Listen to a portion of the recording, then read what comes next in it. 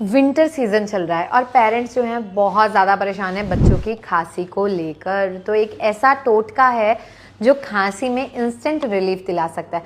आपको क्या करना है, 1 चम्मच शहद लेना है और उसमें 1 चुटकी नमक मिलाना है और उसे गैस पर रखना है। जब वो फट जाए, यानी शहद एकदम गर्म होके फट जाए, तो उसे हल्का हल्का करके बच्चे को चटाइए और ऊपर से आप गर्म पानी पिला दीजिए।